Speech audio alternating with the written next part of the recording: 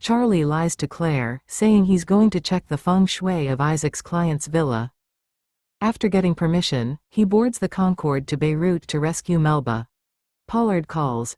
The Syrian operation failed. Melba held hostage by the opposition, with a ransom of $80 million, executions every 30 minutes. Charlie decides to parachute to a base 80 kilometers north of Damascus despite having never skydived before. Enjoy the increasingly exciting storyline. Thank you. Chapter 2642. Charlie was moved in his heart, and said softly, "Good wife, to be honest, I don't want to go out at this time, but this time I met an old customer, and I really can't escape." Having said that, he paused slightly and continued, "Wife, or else, I promise you. After this order is finished, I will not accept new orders in the next month." The reason why Charlie promised for a month was that it was Qingming festival almost a month later, and he had to go to Eastcliff to participate in the ancestor worship ceremony at that time, and he would definitely have to explain to Claire for reasons of feng shui. Claire on the phone, after hearing Charlie's answer, not taking orders for a month, her mood finally eased a lot, and her tone was also a little bit coquettish, and said, "This is what you said, if in the future within a month, if you dare to go out and show others feng shui, then I will not share the room with you to sleep." When Charlie heard this, he immediately agreed without hesitation, and blurted out, "My wife, don't worry. I will do what I say." Only then was Claire satisfied, and asked him, "Then when are you leaving?" Charlie said, "I'll leave directly in a while." Claire couldn't hide her surprise and asked, "Why are you so anxious?" "I thought you have to wait for tomorrow to leave." Charlie explained. The seller of the villa at the other house contacted several buyers at the same time. Because the price is relatively cheap, whoever gets the deal will get it first. That's why this old customer is so anxious and wants me to go with him today. Claire asked curiously, "What customers, man or a woman?" After speaking, she felt that her question was a bit inappropriate, and hurriedly explained, "Charlie, I just asked casually. There is no other meaning. If you don't want to say it, then forget it." Charlie smiled and said, "It's a male client. He is quite famous. He is the general manager of our Shangri-La hotel, Issac Craven." Claire naturally heard of Issac's name. However, she only knows that Issac is the general manager of Shangri-La, and that he is very influential in Aurous Hill, but she does not know Issac's true background. So Charlie was not afraid of using Issac as a cover. Hearing Issac's name, Claire exclaimed, "Damn, this man is said to be very powerful. Even the Song family has to give him some face. When did he become your old customer?" Charlie deliberately lowered his voice and said with a smile, "Aren't these rich people in Aurous Hill quite good? They believe in feng shui. I was a bit famous before, so many rich people came here admiringly." While talking, he said again, "Wife, wait a minute, I will let Mr. Issac say something to you." Claire hurriedly said, "No need, no, husband, I just asked casually, no other meaning." Charlie smiled and said, "Your husband didn't mean anything else, just to let you rest assured."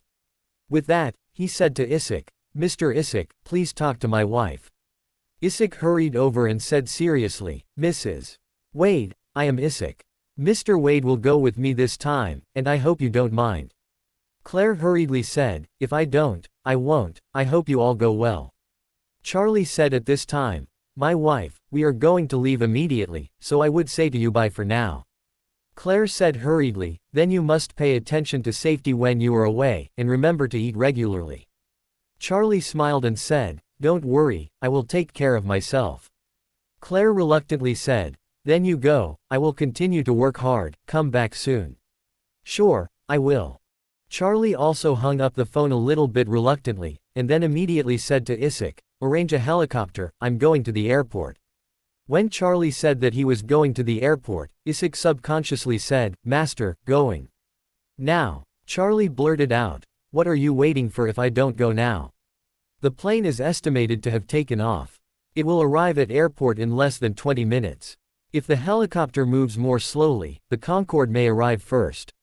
Issac came back to his senses and smirked awkwardly. Yes, I forgot that this Concorde airliner is flying fast. Wait a moment, I will arrange the helicopter to take off." After speaking, Issac picked up the walkie-talkie on the table and blurted out, The helicopter crew prepares immediately and takes off to Aurous Hill Airport in 5 minutes. Soon, Charlie heard the helicopter engine starting sound from the roof. Issac hurriedly said, "Master, you can go." "Good." Charlie stood up without hesitation and walked out of Isac's office. Isac's office itself is on the top floor, and the helipad on the top of the building is directly above his office. At the entrance of his office, there is a special elevator that can rise directly to the top of the building. Under the leadership of Issac, Charlie took the special elevator to the top of the building. The helicopter had started at this time and was ready to take off at any time. A flight attendant opened the door of the helicopter and stood aside respectfully. Charlie stepped up without hesitation. Unexpectedly, Issac would also follow. Charlie said, "You don't have to see me off." Issac said hurriedly, "Master, I am not going to see you off, I am going to go with you." "Come with me." Charlie frowned and said, "Don't have to be so troublesome, I can do it myself." Issac blurted out, "No, Master, you are going to Syria and you are not familiar with the place. Although your strength is unmatched, I still hope to be able to stand by your side, and if my Lady Claire calls you, I will at least can help you round up a lie." Seeing Isac's insistence, Charlie didn't refuse, and said, "Okay, let's go together." Issac was overjoyed, and hurriedly sat down beside Charlie, and said to the crew, "Get off." The helicopter immediately climbed and galloped towards the Aurous Hill Airport. 20 minutes later, when the helicopter was less than 10 kilometers away from the airport, Charlie saw a slender white passenger plane in the sky above him, swiftly passing by. Unlike the arc-shaped front face of an ordinary passenger plane, the nose of this plane is a very sharp cone, and the wing is not in the shape of two open wings, but a triangular wing that is rearward. The shape of this delta wing is the kind of design style that is extremely speedy. Issac on the side also saw the plane, and said excitedly, "Look, Master, that's the Master's Concorde. It seems that this plane has arrived before us." The approach speed of the Concorde airliner was nearly 400 kilometers per hour, which was much faster than the helicopter, so the helicopter was left behind in the blink of an eye. Charlie looked at this plane full of science fiction imagery, and couldn't help feeling in his heart. He really did not expect that such an advanced plane was a product developed decades ago. What made him even more emotional is that the power of capital is indeed extremely powerful. The cost of this aircraft is extremely high, and the cost of modification and maintenance is higher. The cost of keeping it is faster than burning money if it is not for assets with more than 1 trillion. No one in the big family can afford to burn such expensive things. A few minutes later, Charlie's helicopter arrived at Aurous Hill Airport. At the end of the airport runway, the Concorde plane was parked just now. The pilot said at this moment, "Young Master, Mr. Issac, the feedback from the airport said that the Concorde is ready to take off. Let's land directly next to the Concorde, and then board and take off immediately." "Okay." Charlie nodded. He became more aware of the reasons for the success of the big family, and a large part of it was the guarantee behind the success. Ordinary people want to go to Syria, according to the conventional route. From the moment of boarding, it takes at least 24 hours. However, with such a complete support system, the time to arrive in Syria can be almost reduced to 6 hours. The difference of 18 hours does not seem to be a big deal in normal times. It is nothing more than the difference between a plane ticket and a green leather train ticket. But in the face of extremely important events, these 18 hours can be a great head start. There are too many things and too many results that can be changed. As the helicopter descended, Charlie suddenly received a call from Pollard. As soon as the call was made, Pollard said in a panic, "Charlie, know that something serious happened to Melba." Quote. Charlie hurriedly asked, "Uncle, don't worry, and speak slowly, what happened to Melba?" Pollard blurted out, "I just received a message from a local friend that the government army's military operation failed today. The troops they sent were encircled by the opposition. Over 1,000 people were killed or injured, and nearly 100 people are captured. 8 young Americans including Melba." "What?" Charlie suddenly exclaimed, "is the message confirmed?" Pollard said nervously, "It has been determined. Now the government forces are preparing to launch military retaliation, but the opposition has already told the government forces and the U.S. Embassy to pay $80 million as ransom, otherwise, the 8 of them including Melba will be executed." Charlie asked hurriedly, did the American embassy declare its position? I have expressed my opinion. Pollard sighed and said, their spokesperson strongly condemned the actions of the opposition, and they said that they would not accept the threat of the opposition, and demanded that the opposition must release the hostages, otherwise they will launch military offensive against them. Charlie's tone couldn't help being solemn, and said, if this is the case, it is likely to anger the other party. Yes. Pollard gritted his teeth and cursed, my friend knows the people in the U.S. Embassy. They actually don't care about the lives of these 8 young people. And they are not willing to pay the ransom at all, because they have made a lot of enemies in the Middle East over the years. Once this compromise is made, I don't know how many people will follow suit, so they want to prevent this from happening again. Speaking of this, Pollard choked and said, the opposition is also very angry at the attitude of the embassy. They said that they will give them 6 hours. After 6 hours, one will be executed every half an hour. Melba, I am afraid this time it will be too bad. Charlie hurriedly comforted, Uncle Watt, don't worry about it. Pollard cried bitterly and said, hey, how can I not worry? I am about to have a heart attack now. And I really regret it. I regret making Melba naturalized at the time. She was born in the United States at the time, so she was naturally naturalized at that time. If she was a Chinese national, she would definitely return this time. There would be a turnaround. It's a pity that she and her classmates and friends are all American. Charlie hurriedly said, Uncle, don't worry, let alone not be so pessimistic. I will set off for Syria right away. I will definitely find a way to rescue your daughter. You can wait for good news from my side. Pollard never dreamed that Charlie was already ready to go to Syria. He originally did not call Charlie to ask him for help, because he felt that Charlie could not help much. After all, his daughter is now 6,000 to 7,000 kilometers away in Syria, and she is too deep in the armed conflict. In this case, even the Syrian government army could not help, so he never thought that Charlie could help.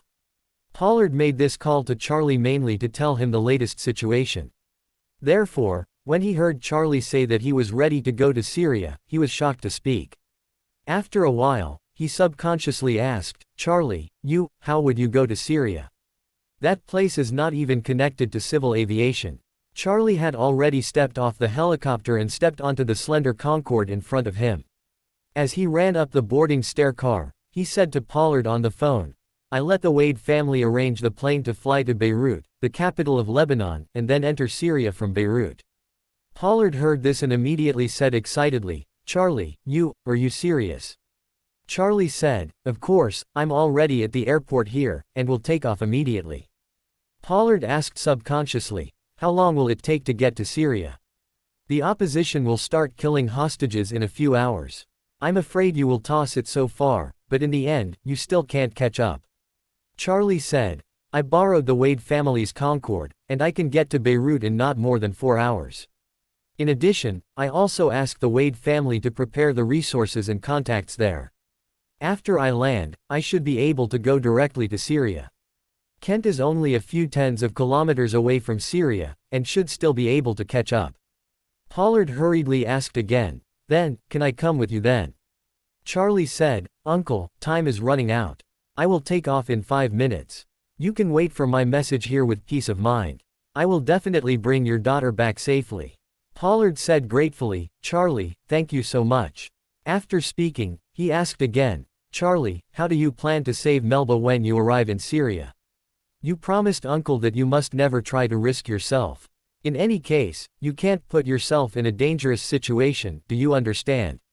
Charlie comforted, Uncle, don't worry, I mainly intend to use the money to solve the problem this time. Don't the Syrian opposition just want the ransom? If the U.S. Embassy is not willing to give it, then I will give it. Charlie couldn't help but ridiculed himself again. To be honest, I am going to be a spoiler for the opposition this time. No matter how be-it-starred they are, they can't even let the god of wealth not let go, right? In fact, Charlie just comforted Pollard and told him not to worry too much. Using money to redeem someone is not Charlie's style at all. Because he knows that such desperados are absolutely impossible to have any credibility at all. Generally speaking, such brutal and vicious criminals will only see money open and treachery will follow. They really took tens of millions of dollars in the past to redeem people. They might not only not let them go, but on the contrary, they would feel that they were a big fish and detain them and asked for more dollars. So, this time, he is ready to directly use violence to solve the problem. Pollard didn't know Charlie's plan. When he heard that Charlie planned to use the money to solve the problem, he was a little relieved. Originally, he hoped that the U.S. Embassy would pay for the ransom, but the embassy's attitude was very tough and did not give the opposition any room for negotiation. Now, Charlie is willing to pay for the ransom in their place. He feels that once the core demands of the opposition are met, they will naturally honor their promise. So, he said to Charlie gratefully, "Charlie, everything is up to you." Charlie smiled slightly and said, "Uncle, don't worry. The plane is about to take off, so I won't tell you anymore." Pollard hurriedly said, "Well, that uncle is waiting for you to return safely." After hanging up the phone, Charlie was already seated in the Concorde. He and Issac buckled their seat belts under the reminder of the crew. Then, the plane sprinted at the end of the runway with all its strength and rose into the air. The biggest feature of the Concorde airliner is that it flies fast and high, and its cruising altitude has reached an astonishing 18,000 meters. After the aircraft climbed to a predetermined altitude in one breath, it began to enter supersonic cruise. Charlie has been lying leaning against a comfortable first-class seat with his eyes closed and rested. Issac on the side seemed a little excited. While holding a mobile phone and using the expensive satellite network to communicate with others, he held a pen, constantly writing and drawing on the small book. Halfway through the voyage, Charlie opened his eyes, looked at him, and asked curiously, "Mr. Issac, what are you painting there?" Issac hurriedly said, "Master, the master gave me the contact information of the Lebanese counterpart. I communicated with the other party and learned some more specific information. Now I am sorting out the resources we need to use." Charlie asked him, "Are there any new specific information?" Issac said, "Yes, the position of the opposition garrison has been determined. It is in a small mountain town 80 kilometers north of the Syrian capital. The master has opened up the border between the two countries. When we arrive in Lebanon, we can directly transfer to the opposition's location by helicopter. Where the pie is." After speaking, he said again, "Master, the military strength of the opposition is still very strong. According to the information received by the Syrian military, they have stationed at least 2,000 soldiers in this position. Each soldier is equipped with automatic weapons. It is also equipped with more than a dozen tanks and armored vehicles and 4 armed helicopters. If we go by helicopter, the other party will probably send an armed helicopter directly to attack us. I am afraid it will be difficult to get close." Charlie pondered for a moment and then said, "Then, let your contacts prepare a fixed-wing aircraft in Lebanon. The aircraft will take me to the sky above the destination, and I will parachute down by myself." Issac blurted out and asked, "Master, you want to go by yourself?" Charlie smiled and said, "Of course, could it be the two of us going together?" Issac hurriedly said, "Master, what I mean is, we'd better mobilize a group of foreign aid in Lebanon. I have asked the docking person to contact the mercenary resources in Lebanon, and I am contacting as many mercenaries as possible." Charlie waved his hand. "The opponent has 2,000 soldiers and heavy weapons. This is basically a regiment configuration. In this case, it makes no sense for us to find mercenaries. If you want to be able to fight them, at least you have to have thousands of well-equipped mercenaries, not to mention that since the opponent is stationed in a small town, he must have a strong mass base in the local area. Adding thousands of militiamen with live ammunition, I believe that the reason why the government forces failed was that they underestimated their military strength and combat potential. And don't forget, the purpose of our visit this time is to save people, not to wipe out the opposition for the Syrian government forces. If we really bring 1,000 mercenaries to fight over, this group of people may not come to death. Kill all those hostages, even if they are all wiped out, then, what can we do?" When Issac heard this, he couldn't help asking, "Master, if you sneak in by yourself, wouldn't it be more dangerous? Also, even if you can sneak in, how can you rescue people and come out safe?" Chapter 2647. How to Save People. Hearing Isaac's question, Charlie gave a wry smile and said frankly, "To be honest, I don't know how to do that." Issac asked nervously, "Then how sure are you this time?"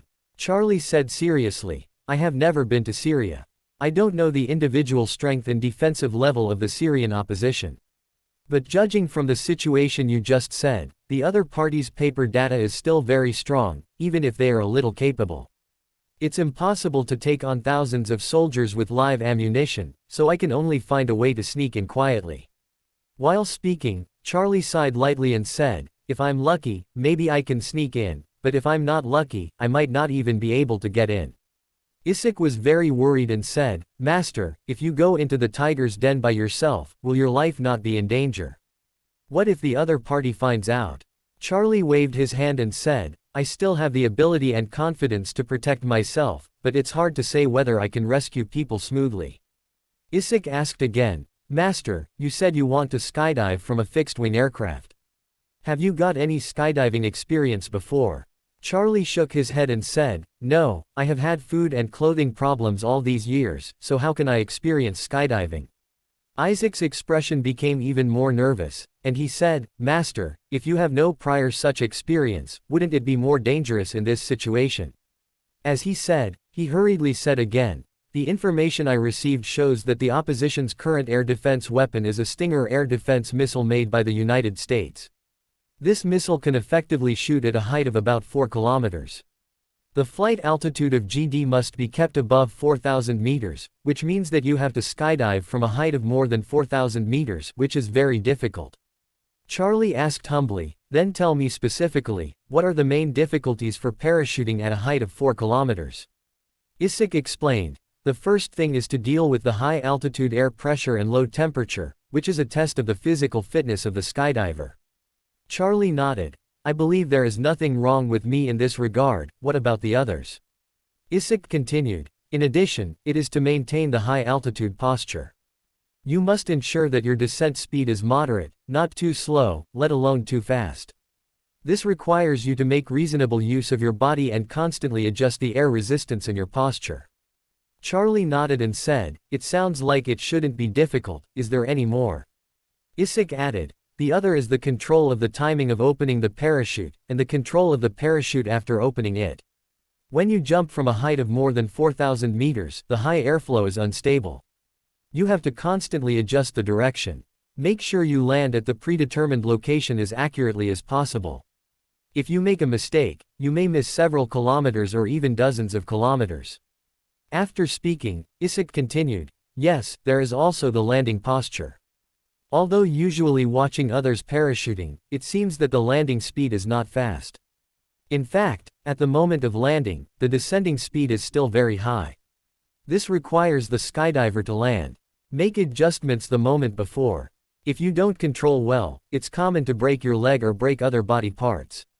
When Charlie heard this, he couldn't help but ask him, the last time I jumped from a 10-meter high helicopter, it was all right. What you said shouldn't be a problem to me. Only then did Issac remember the performance of Jiu and Leona rescue last time by Charlie, and he felt a little relieved when he thought that Charlie's physical fitness was completely different from that of ordinary people. So he took a breath and continued, Master, since this is the case, then I think the only two issues you need to pay attention to are direction control and the timing of opening the umbrella. I will contact the Lebanese side. The interface person, let them prepare a device that can display air pressure, altitude, and GPS positioning. Then you can judge the time of skydiving based on real-time data, and then adjust the direction in real time based on GPS.